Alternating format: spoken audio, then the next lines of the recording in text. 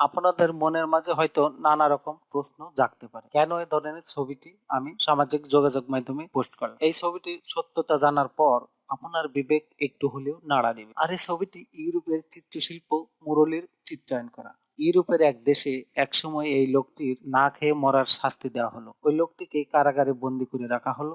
তার শাস্তির ধরন এমন ছিল যে যতদিন না তার মৃত্যু হয় ততদিন তাকে না খেয়েই থাকতে হবে। এমতো অবস্থায় ওই লোকটির একমাত্র কন্যা বাবাকে দেখার জন্য সরকারের কাছে অনুরোধ জানায়। অনুরোধ ক্রমে প্রতিদিন একবার করে দেখার অনুমতি পেল মেয়েটি। দেখা করার আগে মেয়েটিকে ভালো করে পরীক্ষা করে নেওয়া হতো, যাতে মেয়েটির পাবার জন্য কোনো প্রকার খাবার অথবা অন্য কোনো জিনিস নিয়ে প্রবেশ করতে না পারে। কিন্তু প্রতিদিন বাবার এই অবস্থা দেখে মেয়েটি আর সহ্য করতে পারছিল না। তাই সে নিজের বাবাকে বাঁচানোর জন্য নিরুপায় হয়ে নিজের বুকের দুধ খাওয়াতে লাগলো। এদিকে সপ্তাহ পেরিয়ে মাস ঘনিয়ে এলেও লোকটির মৃত্যু হচ্ছে না। এতে করে সকল প্রহরীদের মনে সন্দেহ হলো যে লোকটি কি করে এখনো জীবিত আছে।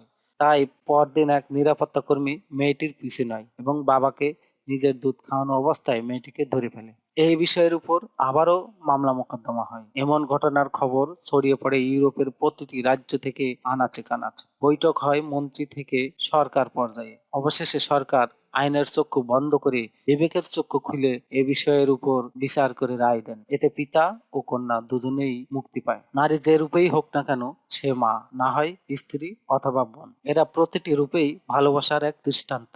তাই নারীকে ভালোবাসুন ও শ্রদ্ধা সহকারে সম্মান করুন। আর নারীদের কাছে আমার অনুরোধ, তোমরাও তোমাদের ওই সৌন্দর্যকে অক্ষুণ্ণ রাখিও। এতে করে তোমাদের জন্য মহা কল্যাণ। বন্ধুরা, তোমরা কোনো জিনিস সম্পর্কে ভালো মতো না জেনে তা মন্তব্য করবে না। কেউ কোনো নেগেটিভ মন্তব্য নেবেন না।